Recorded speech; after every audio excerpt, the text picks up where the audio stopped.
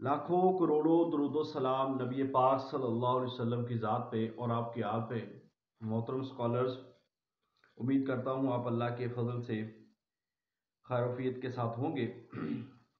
آج ہمارا جو ٹاپک ہے یہ انتہائی اہم ٹاپک ہے، جس میں انشاءاللہ ہمارا جو ہے پیپر کافی حد تک وہ آتا ہے، اور ہم نے یہودیت کو، عیسائیت کو اور بدھ مت کو تفصیل کے ساتھ آج پڑھنا ہے۔ اور اس ٹاپک میں آپ یہ سمجھ لیں کہ آپ کا پیپر ہے اور آپ کا انٹرویو ہے۔ ابھی 2022 میں جو انٹرویوز ہوئے اس کے اندر اکثر لوگوں سے یہودیت اور عیسائیت کے بارے میں سوال ہوئے ہیں۔ اس کی وجہ یہ ہے کہ دنیا کے اندر جو بڑے بڑے مذاہب ہیں ان میں سے یہ دو مذہب بھی ہیں، اور اس کے حوالے سے چونکہ فلسطین بیت المقدس کے حوالے سے، قبۃ الصخرا کے حوالے سے، اور جو فلسطین ایشو ہے اس سلسلے میں یہودیت کے بارے میں بہت زیادہ سوالات جو ہیں وہ تفصیل کے ساتھ آتے ہیں، اور عیسائیت میں ان کے عقائد، ان کے فرقے، ان کے معروف لوگ، ان کے بارے میں تفاصیل کے ساتھ سوالات جو آتے ہیں۔ اس سلسلے میں میں یہ سمجھتا ہوں کہ ہمیں بھرپور اور بہترین تیاری کی ضرورت ہے کہ ہم اس پورشن کو اتنا اچھا کر کے جائیں کہ کوئی بھی پہلو اگر ہم سے اس کے بارے میں پوچھ لیا جائے تو وہ کمزور نہیں ہونا چاہیے۔ تو ہم آپ کو پیپر سے ریلیٹڈ جتنی بھی چیزیں ہوں گی وہ انشاءاللہ تعالی آج تفصیل سے ہم انشاءاللہ جہاں پہ ذکر کریں گے۔ تو سب سے پہلے میں آپ کو ہم پڑھاتے ہیں یہودیت۔ یہودیت حضرت یعقوب علیہ السلام کے بیٹے ہیں یہودا، وہاں سے یہ جو مذہب ہے وہ بنا ہے۔ یہودیت ایک ایسا مذہب ہے جو ہم نے شروع میں پہلے لیکچر میں پڑھا تھا کہ یہ ایک نسلی مذہب ہے، ٹھیک ہے؟ یعنی کہ اس کے اندر کوئی غیر یہودی بندہ شامل نہیں ہو سکتا، اور تبلیغی بھی نہیں ہے بلکہ یہ غیر تبلیغی ہے۔ اب یہودیت عموماً جو ایک دور ہے وہ اس کا دور تمام سامی ادیان میں پہلے نمبر پہ ہے، کیونکہ 4 انبیاء کرام علیہ السلام، وہ صاحب کتاب اور اولو العزم اور بڑے بڑے معروف پیغمبروں کا نام ہم ذکر کریں تو ان میں حضرت موسیٰ علیہ السلام، حضرت داؤد علیہ السلام، حضرت عیسیٰ علیہ السلام اور جناب محمد مصطفیٰ صلی اللہ علیہ وسلم، یہ 4 جو ہیں وہ معروف ہیں۔ اب ان سب میں سب سے پہلے جو نبی ہیں وہ حضرت موسیٰ علیہ السلام ہیں، اور آسمانی 4 معروف کتابوں میں جو سب سے پہلی کتاب ہے وہ کتاب بھی تورات ہے، وہ کتاب بھی تورات ہے۔ تو یہودیوں کی کتاب بھی کون سی ٹھہری؟ وہ تورات کتاب جو ہے وہ یہودیوں کی ایک اہم کتاب ہے۔ اب اس کے ساتھ ساتھ ہم چیزوں کو ترتیب کے ساتھ پڑھتے جا رہے ہیں۔ تو یہودی جو مذہب ہے، بیسیکلی یہودیت کی جو نسبت ہے وہ تو یہودا کی طرف ہے، مگر یہ مذہب جو ہے اس کی بڑی قوم ہے، اس قوم کو کہتے ہیں بنی اسرائیل، ٹھیک ہے؟ بنیادی طور پر یہ قوم ہے بنی اسرائیل، اور بنی اسرائیل کی طرف ہی جو ہے بہت زیادہ جو رسول اور انبیاء کرام آئے ہیں، اور اس وجہ سے یہ بڑے معروف ہیں۔ اب آپ یہاں پہ دیکھتے ہیں کہ یہ جو جس نبی کی طرف اس کی نسبت ہے وہ ہے حضرت موسیٰ علیہ السلام۔ حضرت موسیٰ علیہ السلام، حضرت موسیٰ علیہ السلام وہ نبی ہیں جن کے ساتھ اللہ تعالیٰ نے خود کلام کیا، جس وجہ سے حضرت موسیٰ علیہ السلام کا لقب ہے کلیم اللہ، ٹھیک ہے؟ حضرت موسیٰ علیہ السلام کا لقب کیا؟ کلیم اللہ۔ اور حضرت موسیٰ کا معنی ہے پانی سے نکلا ہوا، پانی سے نکلا ہوا، یہ اس کا لفظی معنی ہے۔ حضرت موسیٰ علیہ السلام کا ذکر قرآن کے اندر سب سے زیادہ 136 آئی تھنک اتنی مرتبہ آئے، 136 مرتبہ حضرت موسیٰ علیہ السلام کا قرآن کے اندر ذکر آیا، اور چند واسطوں سے یہ جو نسب ہے وہ حضرت یعقوب علیہ السلام تک پہنچتا ہے۔ اور اسی طرح والد کا نام تھا عمران اور والدہ کا نام تھا یوکابد، یہ حضرت موسیٰ علیہ السلام۔ اور موسیٰ کا معنی نجات دہندہ بھی ہے، ٹھیک ہے، نجات دہندہ، کیونکہ وہ اس دریائے نیل سے جو انہوں نے سمندر پار کیا تھا، اس وجہ سے بھی یہ نام بولا جاتا ہے۔ اب موسیٰ علیہ السلام کی جو پرورش ہے وہ سارا واقعہ ایک معروف واقعہ ہے جو ہم نے آپ نے سنا ہوا ہے۔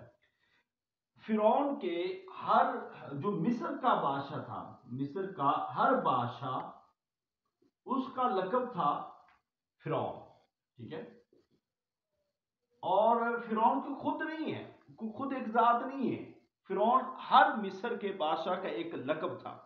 اور اس وقت جو فرعون تھا جس نے حضرت موسیٰ علیہ السلام کو بھی قتل کروانے کی کوشش کی، اور جو ابتداءً جو تھے معاملات، تو اس وقت فرعون تھا جس نے پھر آگے پرورش کی، وہ تھا رامیس، ٹھیک ہے، یہ تھا حضرت آسیہ کا خاوند، ٹھیک ہے، رامیس، اس نے پرورش کی، اسی نے بنی اسرائیل کے بچوں کو قتل کروایا، اور اسی نے ایک خواب دیکھا تھا جس کی وجہ سے یہ سارا کام اس نے کروایا تھا بنی اسرائیل میں سے، حضرت موسیٰ علیہ السلام کا۔ اچھا جی، اس کے بعد جس فرعون کو حضرت موسیٰ علیہ السلام نے دعوت دی یا جو بات چیت ہوئی، اس کا نام تھا منفتح، یہ فرعون تھا، ٹھیک ہے۔ اب ایک بڑا معروف لقب ہے بنی اسرائیل، ایک پیپر میں کئی دفعہ آ چکا ہے، بنی اسرائیل کا معنی کیا ہے؟ یہ بیسیکلی لقب ہے حضرت یعقوب علیہ السلام کا، حضرت یعقوب علیہ السلام کا لقب ہے، اور اس کا معنی ہے اللہ کا بندہ، اللہ کا بندہ، یہ لقب ہے حضرت یعقوب علیہ السلام کا۔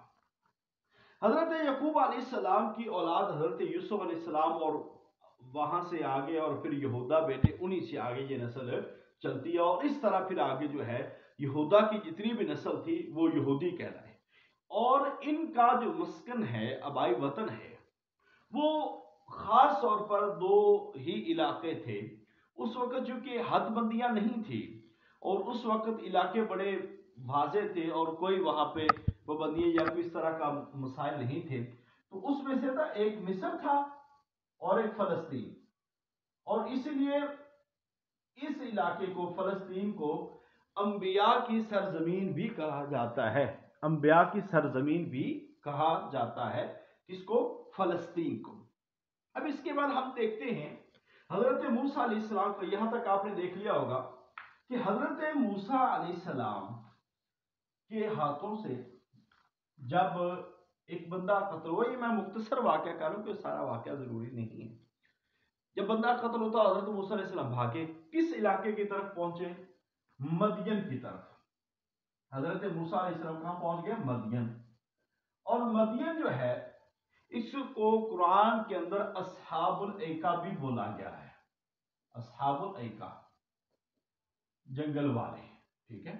حضرت موسیٰ علیہ السلام بھی یہاں پہ پہنچے، اور یہ بستی ٹھہری تھی حضرت شعیب علیہ السلام کی، حضرت شعیب علیہ السلام وہاں پہ موجود تھے، اور جب وہاں پہ گئے، وہ پانی والا واقعہ، وَلَمَّا تَوَجَّهَ تِلْقَاءَ مَدْيَنَ، وہ وہاں سے ساری آئے، وہ سارا واقعہ، پھر حضرت شعیب علیہ السلام کی بیٹیاں وہاں پہ پانی پلانے، برحال وہ سارا قصہ معروف ہے۔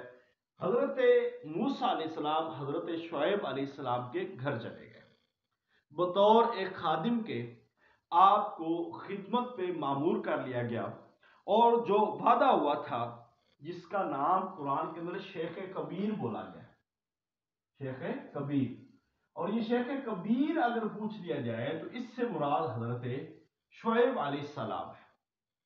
انہوں نے حضرت موسیٰ علیہ السلام سے کانٹیکٹ کیا، کانٹیکٹ یہ تھا کہ آپ اگر ایک مخصوص مدت تک، 8 سال تک اگر میری خدمت کرو گے، ہمارے گھر کے کام کرو گے، کیونکہ موسیٰ علیہ السلام بھاگے تھے، وہاں پہ پہنچے تھے کیونکہ وہاں پہ فرعونی کی حکومت نہیں تھی، اور خدمت کریں گے تو میں اپنی بیٹی کا جو نکاح ہے وہ تیرے ہاتھ دے دوں گا، یعنی کہ تیرے ساتھ کر دوں گا۔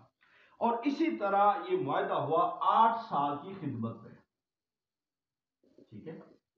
اور 2 سال جو ہے وہ اضافی اس لیے کہ اگر تو اپنی طرف سے کرنا چاہے تو یہ 2 سال بہتر ہوگا۔ لہذا حضرت موسیٰ علیہ السلام نے 10 سال خدمت کی، اور حضرت موسیٰ علیہ السلام کی شادی حضرت شعیب علیہ السلام کی بیٹی سے ہوئی، اور آپ اپنے فیملی کو لے کر واپس جو ہے مصر کی طرف روانہ ہوئے۔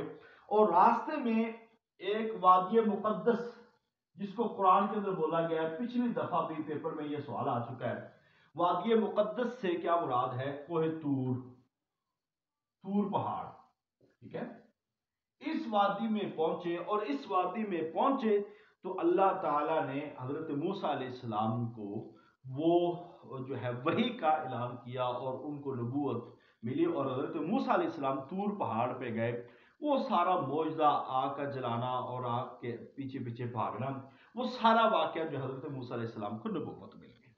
اور پھر اللہ تعالیٰ کا حکم لے کر حضرت موسیٰ علیہ السلام جو ہے وہ اس وادی مقدس سے نکل کر آپ گئے مصر کے اندر، اور پھر وہاں پہ وہ باتیں، وہ مناظرہ، وہ ساری چیزیں، اور پھر حضرت موسیٰ علیہ السلام کو مختلف معجزے ملنا، وہ ساری چیزیں یہاں سے ہوتی ہیں۔ اور پھر آخر کار جو ہے وہ دریا پار کرنا، اور اس طرح فرعونیوں کا غرق ہونا، جو سارے ہم نے سنا ہوا ہے، اور اس کی بڑی واضح تیاری بھی ہماری ہے الحمدللہ۔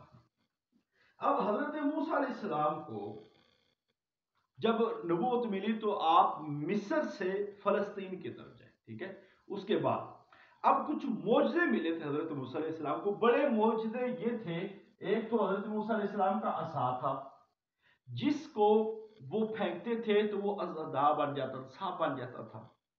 اب اس پہ بھی مفسرین کہتے ہیں کہ یہ جو جادو تھا یا جو معجزہ تھا، یہ لوگوں کی نظروں پہ ہوتا تھا، رہتا وہ وہی تھا، مگر بعض نے یہ کہا ہے کہ وہ سانپ بن جاتا تھا۔ خیر، قرآن یہی کہتا ہے، ٹھیک ہے۔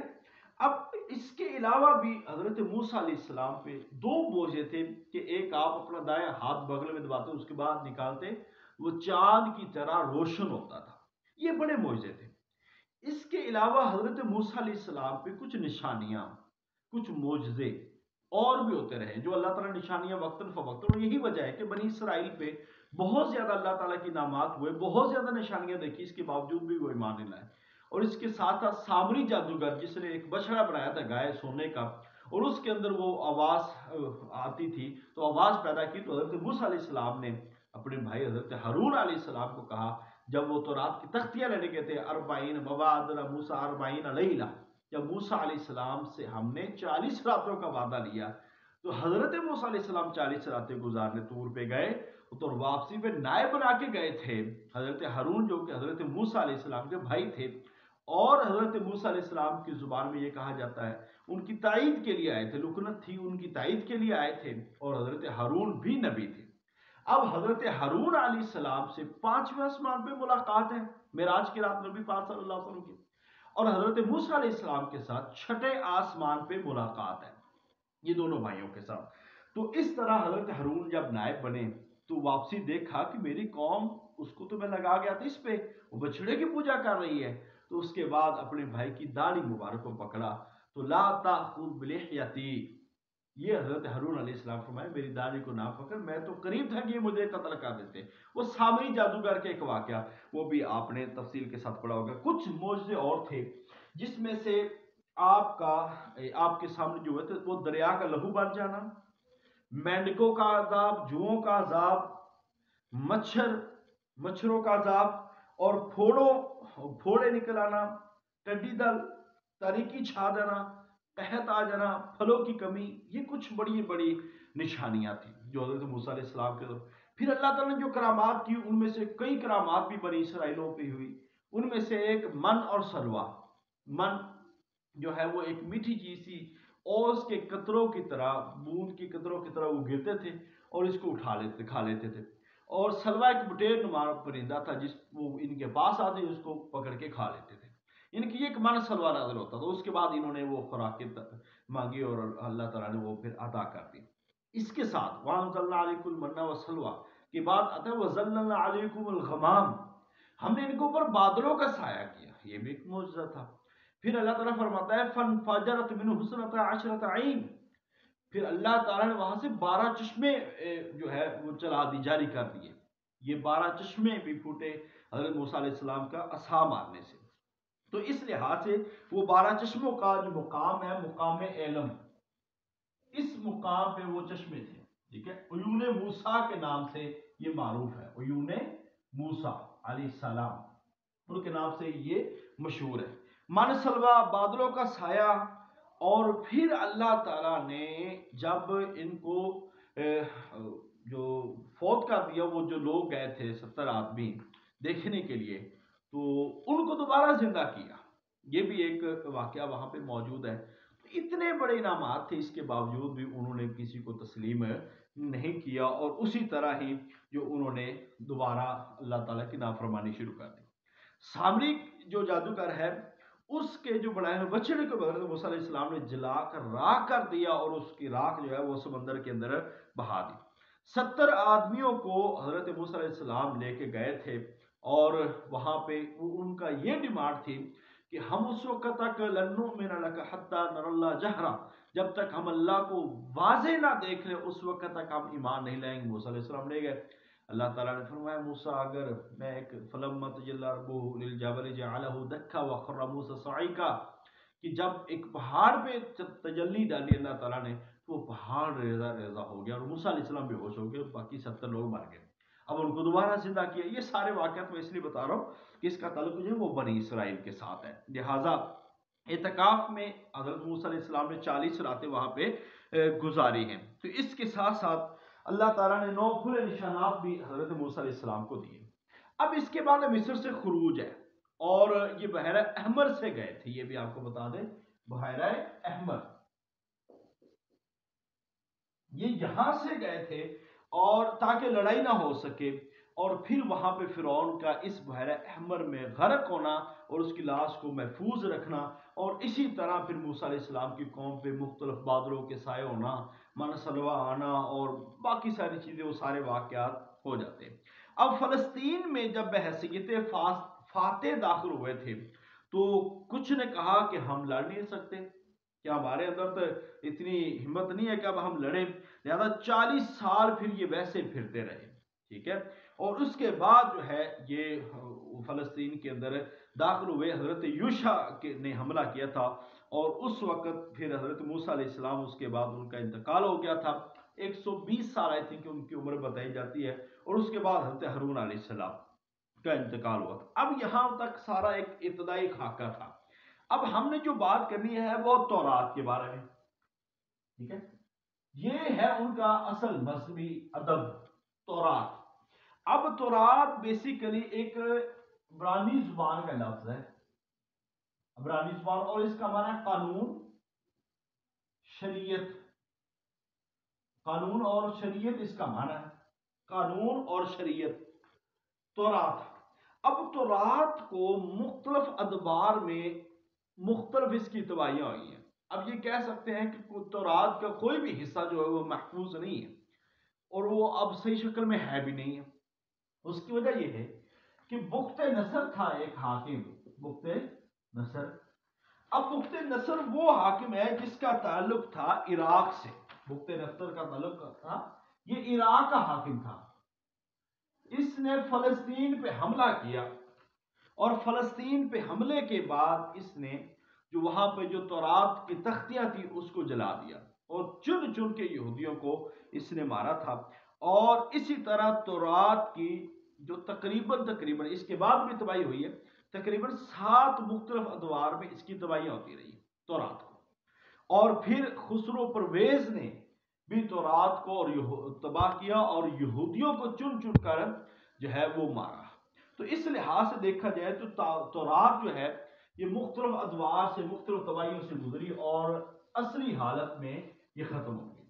اس کے بعد حضرت عزیر علیہ السلام کے بارے میں آتا ہے کہ انہوں نے تورات کو اکٹھا کیا۔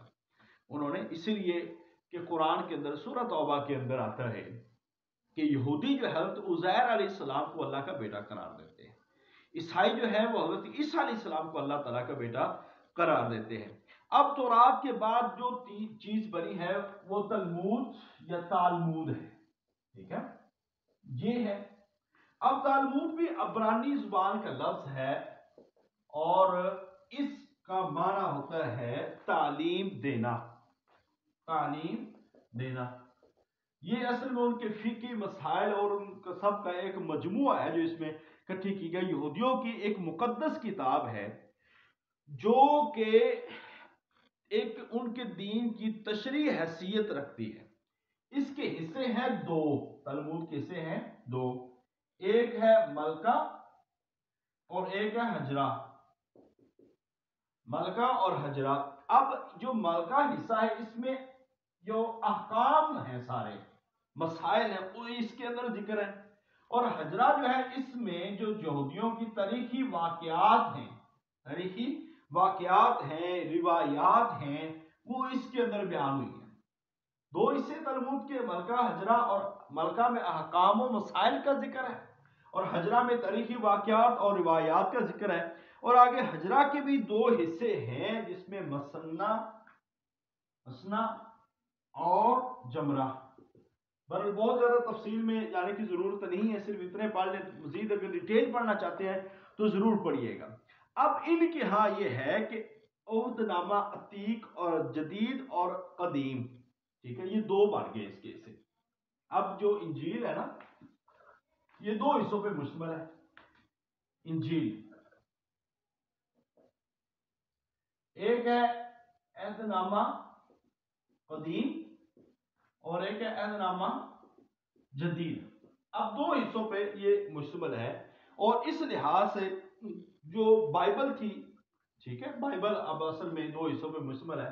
انجیل میں یہ والے حصے آ جاتے ہیں، اور عہد نامہ قدیم میں تورات اور اس کے جو خمسہ موسوی ہے وہ اس میں آ جاتے ہیں۔ ابھی ہم اس پہ بھی انشاءاللہ تعالی تفصیل کے ساتھ بات کرتے ہیں۔ ان کے ہاں عہد نامہ قدیم کی یہ حیثیت ہے کہ جو اس کو نہیں پڑھے گا وہ کافر ہے۔ یہ قوانین کی شرح ہے، یہ جو جمرہ حصہ ہے ان کا، اور تو تلمود جو ہے، اس لحاظ سے تلمود کے بغیر وہ آگے نہیں بڑھتے، کیونکہ وہ کہتے ہیں اب ہمارے پاس یہی ہے اور اس کی دینی حیثیت قائم ہے۔ اب اس کے اندر بھی تصور خدا غیر واضح ہے، اور ان کے نزدیک خدا جو ہے وہ خیر اور شر کا منبع ہے، یعنی کہ انہی سے ہوتا ہے۔ اب یہودیوں نے اور عیسائیوں نے یہ کیا، خاص طور پر دو برائیاں، ایک ہے کتمان حق اور ایک ہے تحریف، ٹھیک ہے، یہ یہودیوں نے کی تھی۔ یہ بھی آ چکا تھا کہ حق کو چھپانا اور کتاب کو بدل دینا وہ ان کے اندر موجود ہے، ٹھیک ہے۔ وہ کون سے کرنے والے تھے؟ وہ یہودی کرنے والے تھے۔ اب اس میں کچھ مسائل ایسے ہیں جس کو ہم نے ابھی ذکر کرنا ہے۔ بائبل کی جو پہلی 5 کتابیں ہیں، بائبل کی پہلی 5 کتب وہ بڑی معروف ہیں۔ بائبل کی پہلی 5 کتابیں، اس کو ہم کیا کہتے ہیں؟ خمسہ موسوی، اور اس کو دوسرے الفاظ میں کہتا ہے اسفار خمسہ۔ یہ دونوں چیزیں ایک چیز یاد رکھنی ہے، خمسہ موسوی یا اسفار خمسہ، یہ بائبل کی پہلی 5 کتابیں ہیں، اور وہ کون کون سی ہیں؟ سب سے پہلے وہ شروع ہوتی ہے پیدائش، ٹھیک ہے، 1، دوسرے نمبر پر ہے خروج 2، تیسرے نمبر پر ہے اخبار 3، چوتھے نمبر پر ہے گنتی، 5ویں نمبر پر ہے استثناء۔ اب ان 5 کتابوں کو وہ اسفار خمسہ کا نام دیتے ہیں۔ پہلا سفر جو ہے پیدائش ہے، اس میں پہلا سفر کیا ہے؟ وہ پیدائش ہے، اور اس کو یہ کہتے ہیں کہ یہ کوہ طور سے ملا تھا۔ احکام عشرہ اس کے بعد آتے ہیں، اور احکام عشرہ کے بارے میں آتا ہے۔ خمسہ موسوی کو عہد نامہ قدیم یا عتیق کہتے ہیں، یعنی کہ یہ جو نا، یہ والی 5 چیزیں، اس کو آپ کہنا ہے کہ یہ عہد نامہ قدیم ہے، ٹھیک ہے، عتیق یا قدیم یہ دونوں اس کے نام ہیں، یہ بات ذہن میں رکھیں۔ اب حضرت موسیٰ علیہ السلام کو جب احکام لینے گئے طور پہاڑ پہ، تو اللہ تعالیٰ نے کچھ احکام دیے جس کو احکام اشرا کہتے ہیں، احکام اشرا۔ یہ سوال آ چکا ہے کہ حضرت احکام اشرا سے ملتے جلتے احکام اللہ تعالیٰ کے نبی صلی اللہ علیہ وسلم کو کس صورت میں ملے ہیں؟ وہ سورۃ الانعام ہے۔ سورۃ الانعام کے اندر اللہ تعالیٰ نے وہ احکام دیے ہیں۔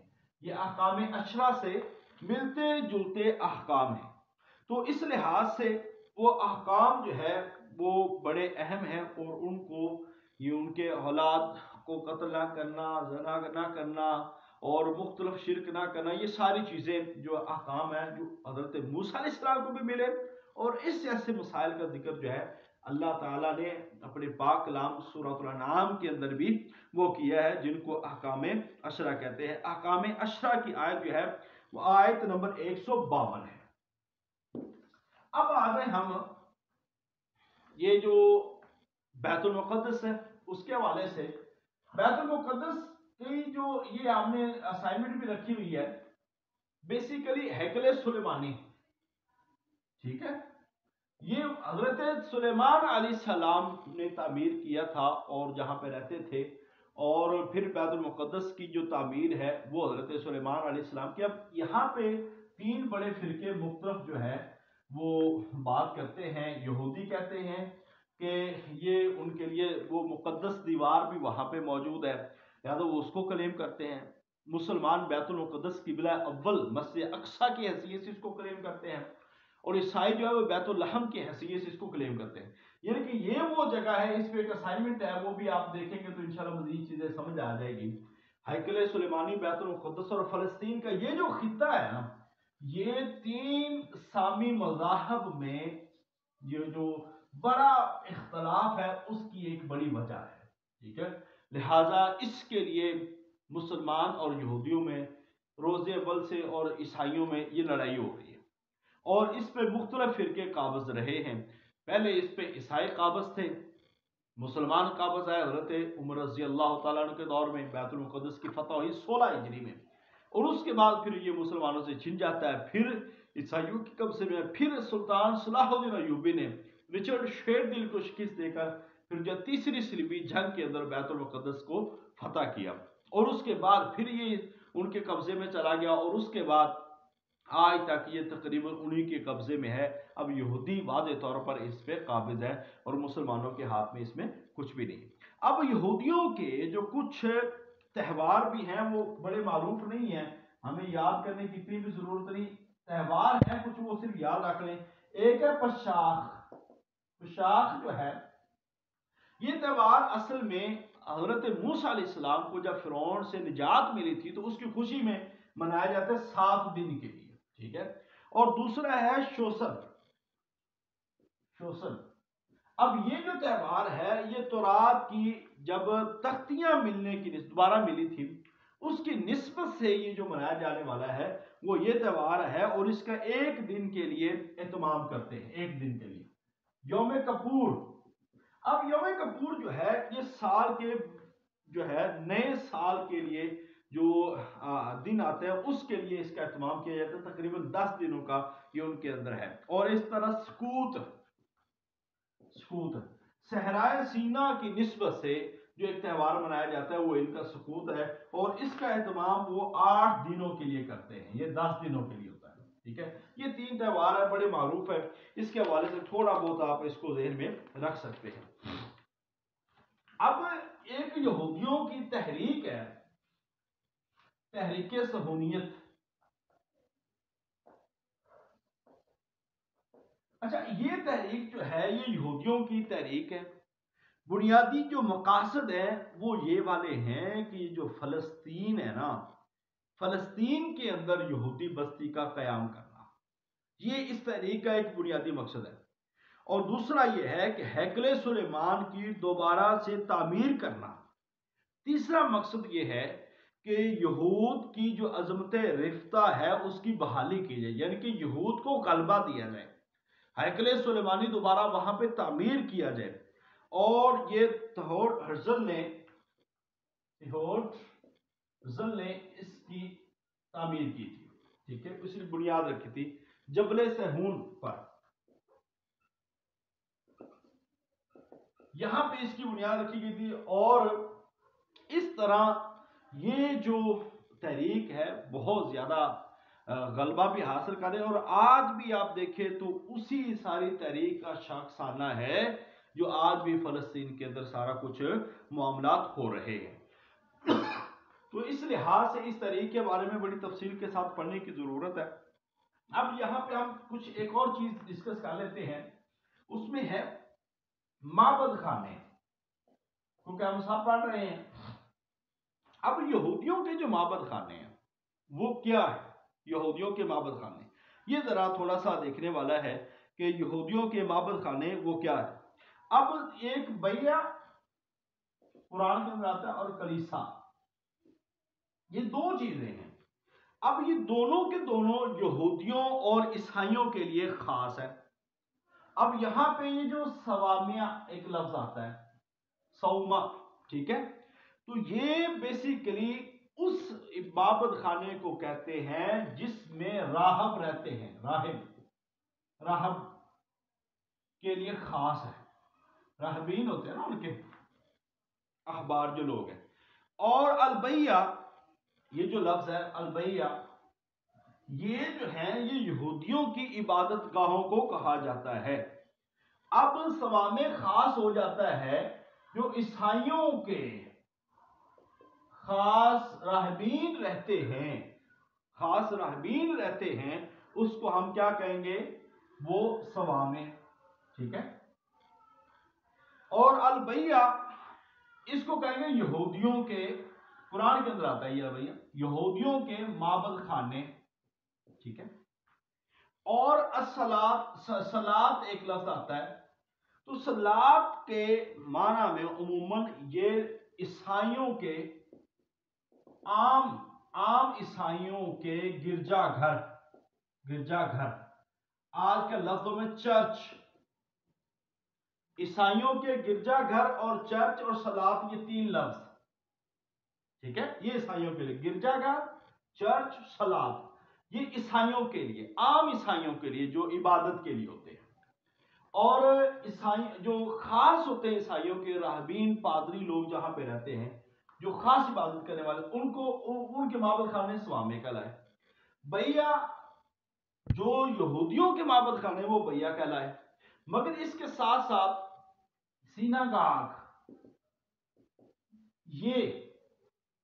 یہ بھی یہودیوں کے معبد خانے کو کہا جاتا ہے، سیناگاگ، تو یہ بھی یہودیوں کے معبد خانے کو کہا جاتا ہے۔ اس لحاظ سے آپ ان کو دیکھ سکتے ہیں۔ یہ معبد خانوں کے حوالے سے بھی میں نے ابھی آپ کو تفصیل سے بتا دیا کہ یہودیوں کے کون سے ہوئے، تو یہودیوں کے یہ دو ہوئے، بیعہ اور سیناگاگ۔ اس کو ایک لفظ اور بھی ہے، وہ میرے ذہن سے اسکپ ہو گیا، جو دوسرے لفظ میں اس پہ بولا جاتا ہے۔ باقی گرجا گھر، چرچ اور سوامے یہ کن کے لیے خاص ہو گئے؟ عیسائیوں کے لیے۔ بیعہ اور سیناگاگ یہ کن کے لیے خاص ہو گئے؟ یہودیوں کے لیے۔ اب ایک آخری چیز اس میں جو یہودیت میں بتانے والی وہ ہے تابوت سکینہ۔ ویسے تو ابھی حضرت داؤد علیہ السلام کا جالوت اور دالوت کا قصہ، ٹھیک ہے، تو تالوت اور جالوت کا قصہ میری کتاب اگر آپ پڑھیں مثالی گائیڈ کے اندر تو اس کے اندر سارا واضح موجود ہے۔ تابوت سکینہ کا اگر قصہ پڑھے تو وہ بھی وہاں پہ موجود ہے۔ ہم نے یہ قصص القرآن پہ بہت کام کیا لاسٹ ایئر میں، اور یہ پچھلی کتاب میں نہیں تھا، اس دفعہ ہم نے کیا، تو الحمدللہ یہ سارے واقعات آپ کو وہاں تفصیل کے ساتھ مل جائیں گے، آپ ضرور پڑھ لیجئے گا۔ تابوت سکینہ پوچھا جاتا ہے یہ کیا ہے؟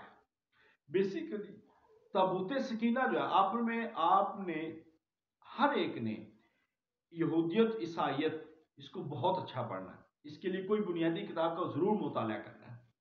تابوت سکینہ بیسیکلی وہ ایک صندوق ہے جو ایک مقدس صندوق کی حیثیت رکھتا ہے، اور ان کا ماننا ہے کہ اس کے اندر حضرت موسیٰ علیہ السلام کی جو نشانیاں عصا ہے اور تورات کی تختیاں اور دیگر چیزیں تھیں جو آپ کے استعمال میں تھی وہ اس میں موجود ہے۔ لہٰذا وہ کہتے ہیں کہ جس کے پاس یہ رہے گا اس کو کوئی شکست نہیں دے سکتا۔ یہ ان کا جو ہے نا ایک اس کے بارے میں ہے، تابوت سکینہ کے بارے میں۔ تو آپ امید کرتا ہوں کہ آپ انہی چیزوں کو دیکھیں گے تو انشاءاللہ تعالی مزید یاد ہو جائے گا۔ اب آپ نے دو تین چیزیں جو ہے وہ تورات کے حوالے سے اور تلمود کے حوالے سے، اور تورات کی تباہی بہت زیادہ یاد کرنے کی ضرورت نہیں ہے، مگر ایک دو دفعہ اوپر سے دیکھ کے پڑھ لیں گے تو تسلی انشاءاللہ تعالی جو ہے یہ ہو جائے گی۔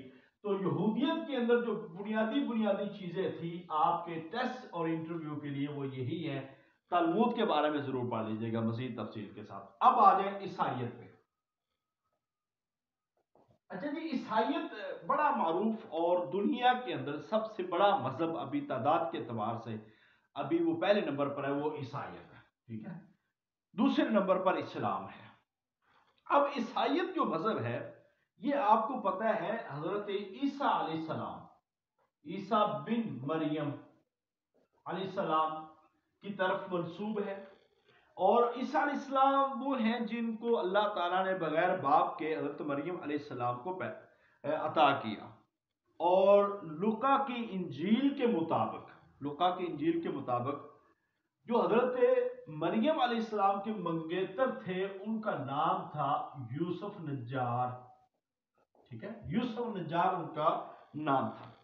اب البدایہ والنہایہ میں یہ جو کنیت جو لقب بولا گیا ہے عیسیٰ بنت مریم، یہ بھی لفظ بولا گیا، ٹھیک ہے۔ تو گلیل علاقہ تھا، ناصرہ بستی تھی، ناصرہ بستی، یہ بڑا معروف سوال آ چکا ہے پیپر میں۔ وہاں پہ حضرت عیسیٰ علیہ السلام کی پیدائش 571 عیسوی، یعنی کہ آپ یہ سمجھے کہ یکم سے شروع ہوگا تو نبی پاک صلی اللہ علیہ وسلم سے اتنے سال پہلے ان کی پیدائش ہوتی ہے۔ اور اس کے بعد وہ سارے واقعات میں چھوڑ کے جا رہا ہوں، جو ساری باتیں ہیں کہ یہ وہ بچے ہیں جو ماں کی گود میں کلام جنہوں نے کیا، ان میں سے ایک حضرت عیسیٰ علیہ السلام بھی ہیں۔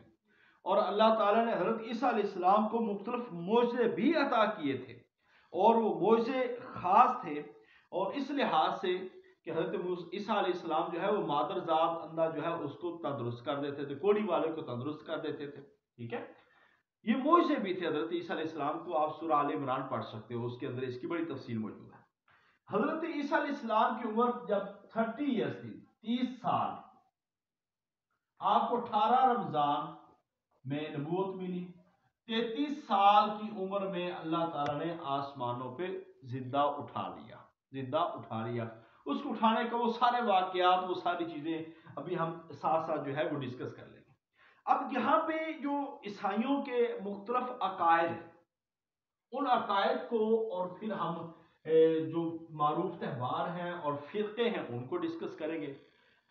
عیسائیوں کے جو عقائد ہیں یہ عقائد بہت پڑھنے والے ہیں، مختلف عقائد ہیں، ان کو ہم نے دیکھنا ہے۔ سب سے پہلے عقیدہ تثلیث، عقیدہ کفارہ، عقیدہ الوہیت،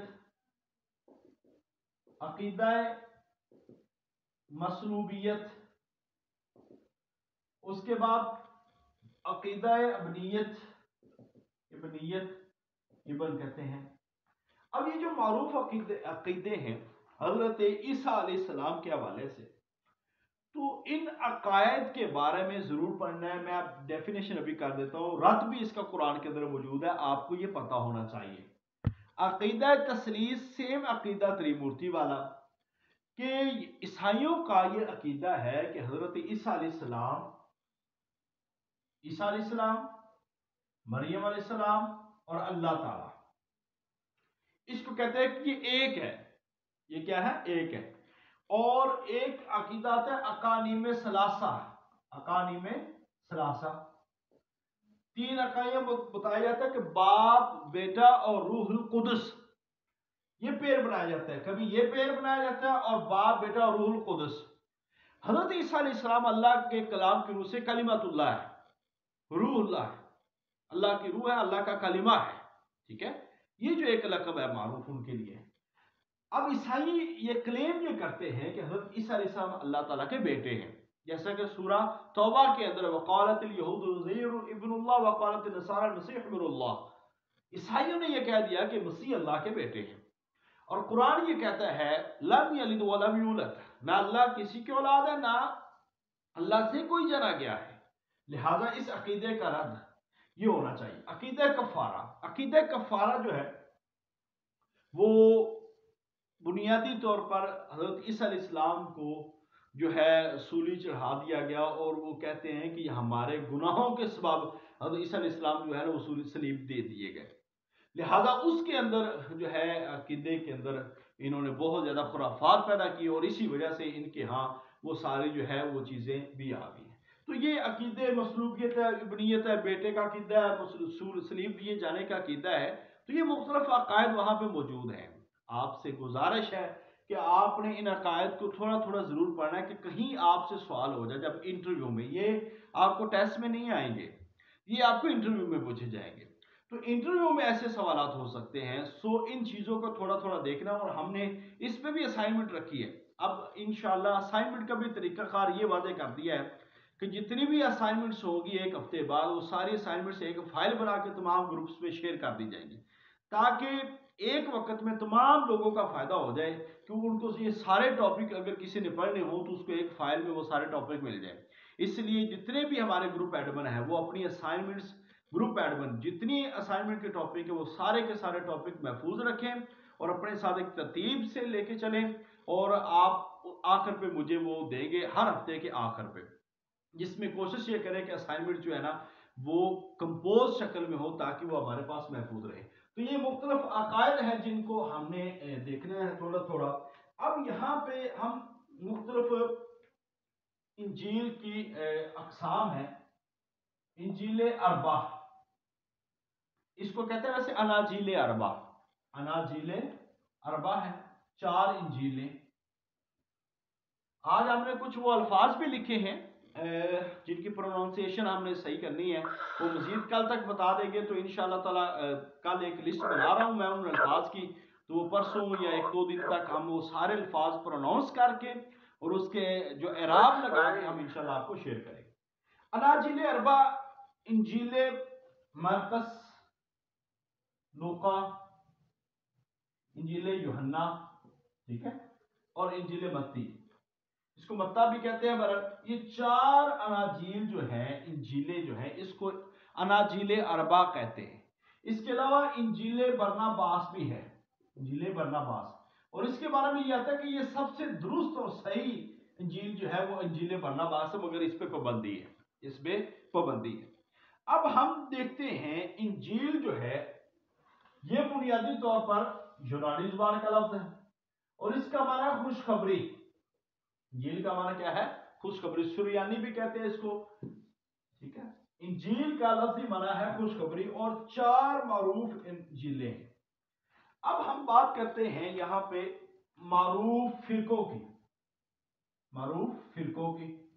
3 فرقے بڑے معروف ہیں، کیتھولک، پروٹیسٹنٹ اور آرتھوڈاکس۔ یہ 3 فرقے ہیں عیسائیت میں۔ سب سے بڑا فرقہ یہ والا کیتھولک، اس کے بعد پروٹیسٹنٹ، اور سب سے کم یہ والا فرقہ، ٹھیک ہے، اگرچہ بہت قدیم ہے۔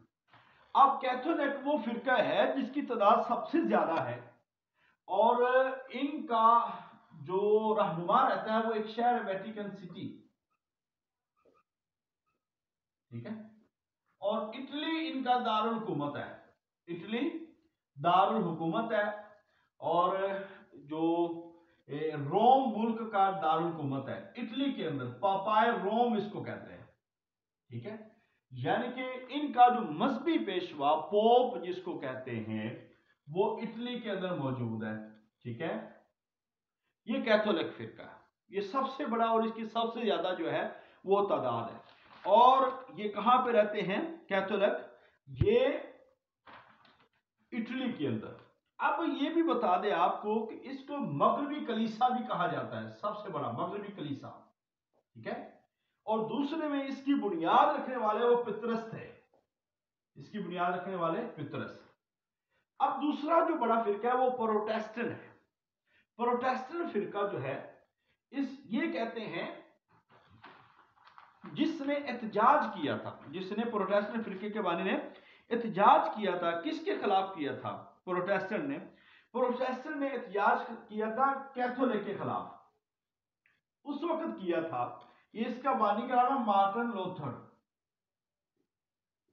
یہ اس کا بانی مارٹن لوتھر، جس نے احتجاج کیا تھا کہ جب پوپ کی معافیاں تھی پیسے لے کے، اور مغربی جو کیتھولک کی معافیاں جاری کرنے کا ایک اعلان ہوا تھا، پیسے لے کے امیر کو معافیاں، غربا کو سزائیں، تو اس کے خلاف ایک مذہبی طور پر احتجاج کیا تھا مارٹن لوتھر نے، جس کی بنیاد پہ اس کو پروٹیسٹنٹ شامل کیا گیا، اور یہ پروٹیسٹنٹ فرقہ جو ہے وہ مارج وجود میں آیا، اور اس کا عموماً جو ہیڈ کوارٹر بتایا جاتا ہے وہ فرانس، ٹھیک ہے، اس کے لیے پوپ فرانس بھی بولا جاتا ہے، پوپ فرانس، اور ان کی تعداد جو ہے زیادہ تر لوگ جو ہے نا یہ پروٹیسٹنٹ، یہ امریکہ میں موجود ہے، ٹھیک ہے، امریکہ کے اندر یہ لوگ موجود ہیں، اور یہ بیسیکلی ایک جرمن راہب تھا یہ بندہ، یہ مارٹن لوتھر، اور اس نے پھر کیتھولک کی عام معافیوں کے خلاف جو ہے وہ احتجاج کیا تھا، جس کی وجہ سے اس کا لقب جو ہے پروٹیسٹنٹ پڑ گیا۔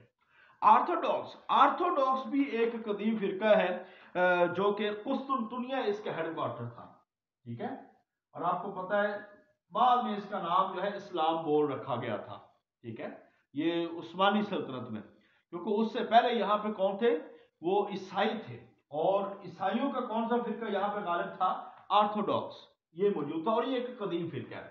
تو یہ تھے جو ان کے قدیم جو عیسائیوں کے بڑے بڑے فرقے ہیں، وہ تین یہ معروف فرقے تھے، ان کو آپ ذہن میں رکھ سکتے ہیں۔ اب حاجے معروف تہواروں کی طرف، عیسائیت کے تہواروں کے نام آپ دیکھیں تو معروف ایک اور بات ذہن میں دیکھیں، ایک ہوتا ہے حواری اور ایک ہوتا ہے صحابی۔ صحابی تو نبی پاک صلی اللہ علیہ وسلم کے، ویسے دونوں کے معنی دوست ہیں، ٹھیک ہے، تو صحابی ہم کہتے ہیں جو نبی پاک صلی اللہ علیہ وسلم کے دوست تھے، جنہوں نے دیکھا تھا اس کو، اور جو حواری ہیں وہ حضرت عیسیٰ علیہ السلام کے جو دوست تھے، جو ان کے پیروکار تھے، ان کو کہا جاتا ہے، جو ساتھ چلے تھے۔ اب حواریوں میں یوحنا حواری تھے، شمعون حواری تھے، اور یعقوب بن زیدی، ان کا نام تھا برناباس، یعقوب بن زیدی اس کا نام تھا برناباس، جو معروف ہوا۔ تو اس لحاظ سے آپ یہ سمجھتے ہیں کہ حضرت عیسیٰ علیہ السلام کے مختلف حواری بھی تھے۔ اب عیسائیت میں بائبل کے اندر آپ علیہ السلام کا جو نام ہے فارقلید کے نام سے پکارا گیا، مگر انہوں نے اس چیز کو ختم کیا۔ اب عیسائیوں کے اندر جو مختلف تہوار ہیں آپ اس میں ذرا دیکھ لیتے ہیں، تو سب سے بڑا تہوار جس کو کہتے ہیں وہ بڑی عید، وہ کرسمس، ایسٹر، عشاء ربانی، اور کچھ چیزیں ہیں جیسے بپتسمہ، ٹھیک ہے۔ اب ذرا دیکھیں کرسمس ان کا سب سے بڑا تہوار ہے، چونکہ وہ کہتے ہیں کہ 25 دسمبر کو حضرت عیسیٰ علیہ السلام کی پیدائش ہوئی، لہذا ان کی پیدائش کی خوشی میں یہ سب سے بڑا تہوار مناتے ہیں کرسمس۔ اور اس کے بعد ایسٹر کا تہوار جو ہے وہ 21 مارچ کو منایا جاتا ہے، 21 مارچ، یہ ان کے ہاں حضرت عیسیٰ علیہ السلام کو جب صلیب دی گئی، کیونکہ یہ قرآن کا موقف نہیں ہے، اسلام کا موقف نہیں ہے، اسلام تو یہی کہتا ہے بر رفع اللہ علیہ وکان اللہ علیہ یقینا، کہ اللہ تعالیٰ نے ان کو اٹھا لیا ہے، یہ وما قاتلوه وما صلبوه ولكن شبه لهم، یہ قرآن یہ کہتا ہے۔ تو ان کے نزدیک یہ ہے کہ عیسیٰ علیہ السلام کو صلیب دیا گیا، اب وہ ہمارے گناہوں کی وجہ سے وہ ہمارے گناہوں کا کفارہ ادا کر دے، لہذا ان کا عقیدہ کفارہ بن گیا کہ اب عیسائی جتنے بھی گناہ کریں گے ان سب کا کفارہ جو حضرت عیسیٰ علیہ السلام ادا کر چکے ہیں، ٹھیک ہے، یہ عقیدہ کفارہ ہے ان کا۔ تو ایسٹر کا تہوار حضرت عیسیٰ علیہ السلام کو صلیب کے بعد جب دوبارہ زندہ ہوئے ہیں تو اس کی خوشی میں یہ تہوار منایا جاتا ہے، اور یہ 21 مارچ کو یہ بھی پیپر میں آ چکا ہے۔ اس کے ساتھ ہے عشاء ربانی۔ اب عشاء ربانی یا عید فصح، یہ تہوار کیا ہے؟ عشاء ربانی سے مراد یہ ہے، یہ مسیح کا رات کا کھانا ہے، یعنی کہ صلیب دینے سے پہلے یہ جو رات کا کھانا ہے۔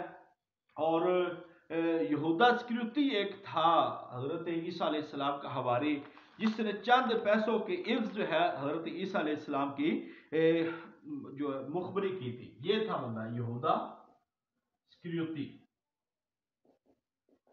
جس نے مخبری کی تھی، ٹھیک ہے۔ اس کے ساتھ ساتھ چند سکوں کے عوض اس نے مخبری کی تھی، اور پیلاطس، یہ بھی یہ سوال آ چکا ہے، پیلاطس ایک گورنر تھا، رومی گورنر، جس نے حضرت موسیٰ علیہ السلام کی مصلوبیت کے آرڈر کیے تھے، اور حضرت عیسیٰ علیہ السلام کو پھر ان کے مطابق جو ہے وہ صلیب دے دی گئی تھی۔ اب آپ دیکھ سکتے ہیں کہ عشاء ربانی عید فصح حضرت عیسیٰ علیہ السلام کی رات کا کھانا ہے، اور یہ ہر اتوار کو جو چرچ ہے، کلیسا ہے، مغربی کلیسا، وہاں پہ اجتماع ہوتا ہے، اور وہاں پہ دعا کے بعد روٹی اور شراب کا دور ہوتا ہے، اور اس کو تقسیم لائی جاتی ہے، اور اس کو تقسیم جب کیا جاتا ہے وہ کہتے ہیں کہ روٹی جو ہے نا عیسیٰ علیہ السلام کا بدن بن جاتا ہے، اور شراب جو ان کا خون ہے، لہذا وہ ہمارا کفارہ ہے، اور اسی قربانی کی یاد میں وہ عید فصح مناتے ہیں۔ یہ آپ نے ذہن میں رکھنا۔ اب ہے بپتسمہ۔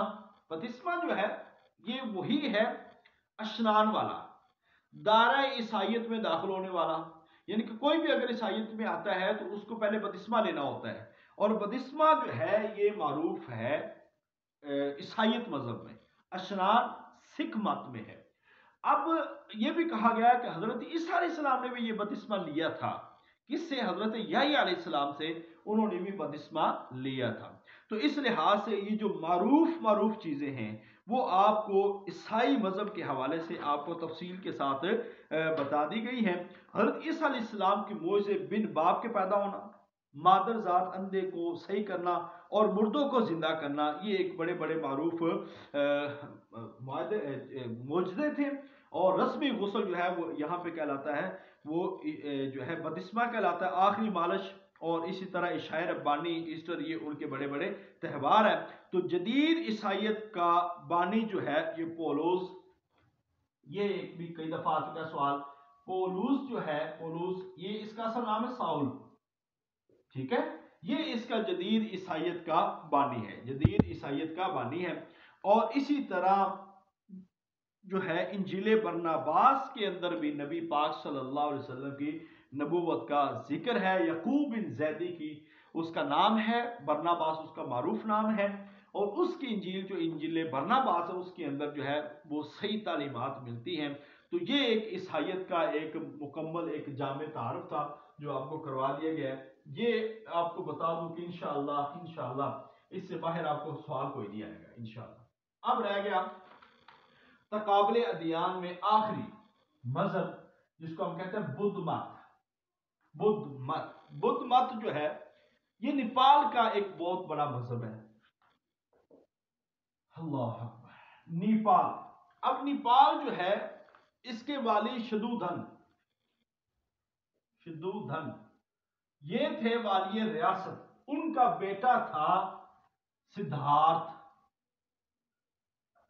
اس کا اصل نام ہے، ٹھیک ہے، سدھارتھ اس کا بیٹا تھا، 563 قبل مسیح میں پیدا ہوئے، 563 کافمی میں یہ پیدا ہوتے ہیں، اور تشتری خاندان میں۔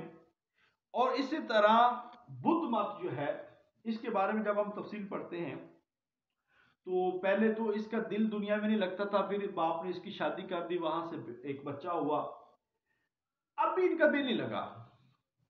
پھر کیا ہوا کہ اپنے بچوں کو چھوڑ کر، آئی تھنک 25 سال کی عمر میں یا 20 سال کی عمر میں، یہ اپنے بچے کو چھوڑ کر یہ جنگلوں میں نکل گیا، اور اس نے ایک دعویٰ کیا جو کہ 35 سال کی عمر میں کیا تھا۔ 35 سال کی عمر میں کیا دعویٰ تھا؟ وہ نروان۔ اچھا، اس کے بارے میں سوال ہو سکتا ہے کہ آپ کو نروان ہو سکتا ہے یا نہیں ہو سکتا؟ دیکھیں، ہمیں بھی نروان ہو سکتا ہے، ٹھیک ہے، یہ نہیں ہے کہ نہیں ہو سکتا، آپ کو بھی ہو سکتا، مجھے بھی ہو سکتا، کسی اور کو بھی ہو سکتا۔ ہم اس کو لفظ اور دیتے ہیں، ہم اس کو معرفت کا لفظ دے دیتے ہیں، اور ہمارے یہ جو تصوف کی اصطلاح ہے، ٹھیک ہے، صوفیانہ اصطلاح، اس کے اندر اس کو ہم معرفت کہہ دیتے ہیں۔ بدھ مت میں جائے تو نروان کہہ دیتے ہیں، جین مت میں جائے تو عرفان کہہ دیتے ہیں، ٹھیک ہے، یعنی کہ حقیقت سے آشنا ہو جانا، یہ بیسیکلی یہ چیز ہے، اور وہ حقیقت جو ہے وہ اللہ تعالیٰ کی، خدا کی الہ کی حقیقت ہے، ایک ایسی طاقت کی جس کو ہماری عقلیں جو ہے وہ نہیں دیکھ سکتی، نہیں پرکھ سکتی، اس کو ہم نروان کہتے ہیں۔ سو مجھے اور آپ کو نروان ہو سکتا ہے، نروان بمانا جیسے تپسیا بھی عبادت کو کہتے ہیں، عبادت بھی عبادت کو کہتے ہیں، پوجا بھی عبادت کو کہتے ہیں، سو اس لحاظ سے آپ سمجھ سکتے ہیں وہ ایک لفظ ہو سکتے ہیں، زبانوں کے ورڈز ہو سکتے ہیں، مگر اس کا معنی جو ہے وہ ایک ہے۔ 35 سال کی عمر میں نروان ہوا، اس کو بدھ مت کو، جنگلوں میں گئے، وہاں پہ تپسیا کی اور عبادت کی، کچھ تصور یہاں پہ دیے तसव्वुर इला पूरा नहीं है, मुबहम है, ठीक है। यशोधरा इसकी बीवी का नाम था, बुद्ध मत की बीवी का नाम यशोधरा। तो तसव्वुर इला वाज़ेह नहीं है। आत्मा की हैसियत वो कहते हैं कि दुनिया में चंद दिनों की है, फरिश्तों का कायल और क़यामत का कायल भी है।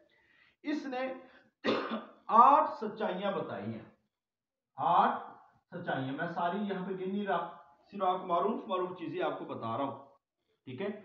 8 सच्चाइयों में हुकूक और फराइज पे इसने बड़ी तलकीन की है, हुकूक और फराइज पे बड़ी तलकीन की है। अब इसमें 2-3 चीजें जो है वो बड़ी अहम है। एक तो आपने सबसे देखना पहले फिरके बुद्ध मत के।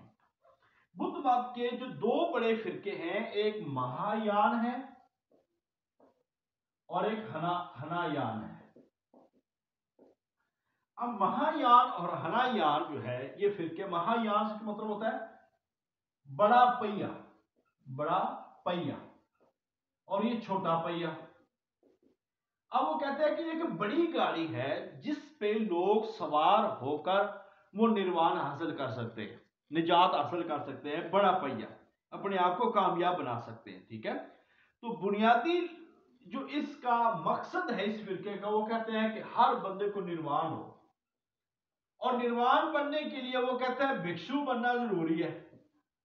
अब भिक्षु वो जर्द लिबास पहने हुए लोग जो दुनिया व मावरा चीजों से सबको छोड़कर सिर्फ दुनिया के अंदर चले जाते हैं, उसको क्या कहते हैं, वो भिक्षु है, वो जर्द रंग के लिबास पहने हुए।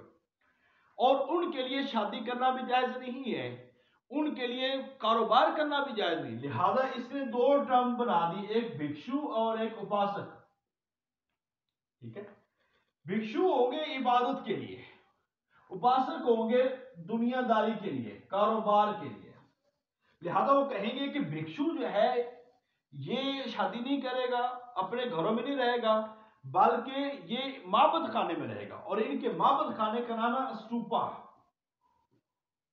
स्तूपा इसके माबद खाने का, इसको मंदिर भी वैसे बोलते हैं, ठीक है, ये मारूफ है बड़ा। स्तूपा असल में उसको कहा जाता है कि बुद्ध जब मरा है, और इसका नाम है गौतम बुद्ध, गौतम बुद्ध, ये कौन है, राजा शो, और इसका गौतम का लफ्जी माना है आबिद, गौतम का लफ्जी माना क्या है, आबिद, और ये कुश्तरी खानदान से था, मैंने आपको पहले भी बता दिया। अब जब गौतम मरा, इसकी लाश जो है मुख्तलिफ 8 जगहों पे जब इसको दफनाया गया, उसकी राख को जलाया गया, फिर 8 मुख्तलिफ जगहों पे दफनाया गया, तो वहां पे स्तूपे बन गए। ये बड़े बड़े स्तूपे दुनिया के अंदर मौजूद है। अब इसके अलावा छोटे छोटे स्तूपे भी हैं, जहां पे उन बड़े स्तूपों से लोग निकलने वाले मुख्तलिफ जगहों पे गए, और वहां पे फिर जो है उन्होंने उसकी तालीम और तरवीज की। और पाकिस्तान के अंदर भी इसकी एक बड़ी तादाद, और आपको देखना चाहिए अगर आपके पास वक्त हो तो आप टेक्सला शहर जो है उसके अंदर सबसे ज्यादा जो तबरकात कह लें, इनके तबरकात और इनकी जो हिस्ट्री है वो वहां पे पाई जाती है। और मोड़ा मरादू, और वहां पे टेक्सला में जाते हैं आप, वहां पे वो चीजें मिलती हैं। टेक्सला के अंदर इनकी यूनिवर्सिटी मिलती है, कदीम यूनिवर्सिटी, वो ऊपर पहाड़ों के ऊपर राजा अशोक का जो एक घर बना होता है वो मिलते हैं, तो आपको वो लाजमी देखने चाहिए टेक्सला शहर के अंदर, मैं खुद देख के आया हूँ। तो ये जो स्तूपे वहां पे छोटे छोटे स्तूपे बने हैं, बेसिकली इनकी हिस्ट्री सैकड़ों साल पुरानी है, ये आज की नहीं है, सैकड़ों सालों पुरानी है। और आज भी आप उनको देखते हैं तो एक तारीख नजर आती है कि ये कितने कितने कदीम है, ठीक है। तो अब उपासक इनकी इस्लाह कौन सी, दुनियादार, जो भिक्षु हुए वो दीनदार, इनके दीनदार, इनका काम है शादी नहीं करनी, इबादत करनी है, और मांग के खाना है, ये कमाएंगे नहीं, मांग के खाएंगे, और ये घरों में नहीं रहेंगे बल्कि ये उस जो है स्तूपों में रहेंगे या उनके मंदिरों में रहेंगे, वहां पे ये सफाई करेंगे, और इसी तरह जो है वो अपनी जिंदगी गुजारेंगे, फिर जाके निर्वाण हासिल हो सकता है। उपासी को कहते हैं निर्वाण नहीं मिलेगा, भिक्षु को निर्वाण मिलेगा। अब यहां से है रहबानियत, इसके अंदर रहबानियत है जो इस्लाम के अंदर जायज है नहीं है। अब इनकी जो मारूफ किताबें हैं वो 3 टोकरियां, बड़ी मारूफ किताबें हैं, कई दफा पेपर में भी पूछी गई हैं। त्रिपताका, ये थोड़ा सा मुश्किल नाम है, मगर आप इतने नाम याद रख लेना। तो 3 टोकरियां, इनका नाम है त्रिपिटका। तो ये इनकी मारूफ किताबें हैं जो कि उपाली ज़बान में है। 3 टोकरियां विनयपिटका, ये उपाली इसके मुसन्निफ है। सिद्धापिटका, आनंद इसके मुसन्निफ है। अभिधम्मपिटका, ये जो 3 किताबें हैं, इन 3 किताबों को क्या कहते हैं, ये त्रिपिटका है। और ये जो कुतुब है ये हनायान फिरके की हैं। सिद्धापिटका का खुलासा धम्मपिटका है, ये भी आप याद रख लें। ये जो किताबें लिखी गई है ना, एक बड़ा फिरका है महायान, ये जो 3 किताबें लिखी हैं ये है हनायान फिरके ने ये किताबें लिखी हैं। और ये कुतुब की जुबान जो है वो उपाली जुबान है। ये कौन सी जुबान है? उपाली। अब गौतम का मतलब जो है ना, तो पहले गौतम का मतलब होता है रोशन, और बुद्ध का मतलब ये आबिद बताया गया है, ठीक है। 8 उसूल बुद्ध मत ने बताए हैं। सही इल्म, सही अमल, सही कलाम, सही सलूक, सही इरादा, सही यादाश्त, सही गौर व फिक्र और सही कोशिश, ये 8 उसूल हैं गौतम बुद्ध ने जो बताए हैं। और इसकी ममनू करदा जो चीज़ें हैं उसके भी 5 उसूल हैं कि नशावर चीज़ों की तजारत ममनू है, हथियारों की तजारत ममनू है, गुलामों की तजारत ममनू है, और जानवरों और इनकी जो खालों की तजारत वो भी ममनू है। और इसी तरह जहरियात, जो जहरों की तजारत है वो भी ममनू है। लिहाजा भिक्षु जो है वो कितनी पनाहें लेता है? वो 3 पनाहें लेता है। भिक्षु 3 पनाहें लेता है। 35 साल की उम्र में आपको निर्वाण हुआ, और भिक्षु के लिए लाजमी है कि वो निर्वाण के लिए जरूरी है कि भिक्षु बना जाए। और ये कहते हैं कि निर्वाण से 4 चीजों से आशनाई होती है, ठीक है। निर्वाण से 4 चीजों की आशनाई कौन कौन सी है? सबसे पहले कहते हैं कि जिंदगी एक दुख है, और उसके बाद इस दुखों का सबब जो है वो ख्वाहिशात है, और इससे बचना मुमकिन है। और स्टांग मार्ग जो उनका एक मारूफ है उसके साथ बचा जा सकता है, उसके साथ बचा जा सकता है। अब ये जो मजहबी किताबों का बुद्ध मत के बाद जो किताबें बनी हैं, ये तकरीबन 27 साल बाद उनके बनी हैं। और मजहबी अदब का नाम जो है वो त्रिपिटका है। अब बुद्ध जो है वो संस्कृत का लफ्ज है, ये भी मैंने आपको बता दिया। और इसके साथ बुद्ध की जो वालदा है उसका नाम था माया, उसकी वालदा का नाम क्या था? माया। अब एक दो सवाल और हैं, बड़े अहम हैं, कि बुद्ध मत को सबसे ज्यादा तरवीज किसने दी है? सबसे ज्यादा तरवीज किसने दी है? और बुद्ध सानी किसका लकब है? ये पेपर में आ चुका है। बुद्ध सानी, ये राजा अशोका इसको कहते हैं। राजा अशोक था नेपाल का वाली, उसने बुद्ध मत को ये सरकारी मजहब बना दिया था, और ये बादशाह ने भी ये मजहब इख्तियार कर लिया था। और राजा किंशक भी है। तो राजा अशोक और राजा चंद्रगुप्त मौर्य, ये जो लोग हैं इन्होंने बुद्ध मत को इतनी तरवीज दी कि बुद्ध मत जो है दुनिया के बड़े बड़े हिस्सों में फैल गया, और कई रियासतों का सरकारी मजहब जो है वो ये बन गया। और इस लिहाज से जो राजा अशोक, इसको जो बुद्ध सानी कहा जाने लगा। श्रीलंका, नेपाल, बर्मा, और इसी तरह चाइना के कुछ इलाके, और थाईलैंड, बहुत सारे इलाके ये बुद्ध मत की लपेट में है। और बुद्ध मत जो है वो वस्त एशिया के कई कंट्रीज में भी फैल चुका है। तो इस लिहाज से जो इसकी तरवीज करने वाले बरसगीर के अंदर राजा अशोक थे, और राजा अशोका का महल यहाँ पे भी है। आप टैक्सला शहर के अंदर जाएंगे तो वहां पे जो बुद्ध मत के सारे जो आसार कदीम है वहां पे मौजूद है। तो ये सारी एक बुद्ध मत के हवाले से एक कंप्लीट हिस्ट्री थी, इसको आप पढ़ सकते हैं। और हनायान फिरके का नाम रखा था, तंजिया तौर पर यह रखा गया था, महायान ने रखा था, छोटा पहिया। तो इस लिहाज से आपने बुद्ध मत के हवाले से जितनी भी चीजें हैं अल्हम्दुलिल्लाह वो सारी आपको एक कोशिश की गई जिसके अंदर आपको बेहतर तरीके से बता दी जाए, समझा दी जाए।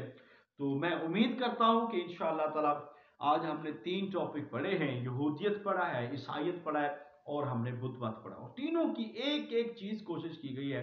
बाकी नॉलेज बहुत ज्यादा है, इसकी लेंथ बहुत ज्यादा है, اس کی ڈیپتھ بہت زیادہ ہے، ہم جتنا بھی پڑھے وہ کم ہے. تو مین چیزیں، کیونکہ میں آپ کو ایم اے کی تیاری نہیں کروا رہا، نہ آپ کو ایک ایک چیز پڑھا رہا ہوں، بلکہ یہاں پہ ہمارا مقصد جو ہے وہ پبلک سروس کمیشن کا ٹیسٹ ہے. سو میرا نقطۂ نظر وہی ہوتا ہے کہ میں اس کے مطابق آپ کو پڑھاؤں، اس کے مطابق آپ کی تیاری کرواؤں. تو انشاءاللہ یہ تیاری آپ کی بہت فائدہ مند ہوگی. اور آج والا لیکچر جس نے سنا ہے اور اس کو ایک دفعہ ریپیٹ کر لیں گے تو میں یہ سمجھتا ہوں کہ یہ سوال ہی نہیں پیدا ہوتا کہ تقابل دیان کا سوال آئے اور آپ کو آئے نہ. انشاءاللہ 100%، 90%، 100% آپ ٹیسٹ اور انٹرویو میں پرفارم کریں گے. بس یہ لیکچر دوبارہ سن کے یا پھر اس کو نوٹ کر کے یا اس کے بارے میں آپ کو ایک کتاب پڑھ کے انشاءاللہ اس کو ریوائز کر لیں گے تو ایک بہترین تیاری ہو جائے گی. اللہ تعالیٰ ہم سب کا ہمیں ناصر ہو. آپ کے بھرپور تعاون کا بہت شکریہ. میں نے آج فیڈ بیک پرفارما سینڈ کیا تھا، اگرچہ وہ ایک جنرل میں نے رپورٹ لینی ہے، باقی آپ کی رپورٹ میں نے ذمہ لگائی ہوئی ہے ایڈمنس کے، وہ ہمیں دیں گے، ہر ویک میں ایک رپورٹ دیتے ہیں. تو یہ آخری ویک ہوگا کہ اس کے بعد کسی کے ساتھ انہوں نے مجھے نام بھیج دیے ہیں کہ جتنے لوگ کام نہیں کر رہے، ہم صرف اس سنڈے تک ویٹ کریں گے کہ اگر اب بھی نہیں کرتے تو کوئی بات نہیں، ہم جنرل گروپ میں رکھیں گے، منی گروپ سے ان کو ریموو کر دیں گے. منی گروپ میں وہی بندہ ہوگا، مصروفیات ہر کسی کی ہیں، ذمہ داری ہر کسی کی ہے، مگر کام کرنا ہوگا اور آپ لوگوں کو بھی کام کرنا ہوگا. ہمیں کوئی انکار نہیں ہے کہ ہماری پروفیشنل لائف ہے، ہماری ڈومیسٹک لائف ہے، تو ہماری خانگی زندگی ہے، بہت متاثر ہو سکتی ہے، مگر اتنا بھی نہیں ہے. ہمیں کام کرنا ہے، ذمہ داری کے ساتھ چلنا ہے، تو انشاءاللہ تعالیٰ فائدہ ہوگا. ایک کوشش ہے، باقی کوئی سختی نہیں ہے، کوئی کچھ نہیں ہے، صرف ایک کوشش ہے کہ آپ کو ریگولر کیا جائے.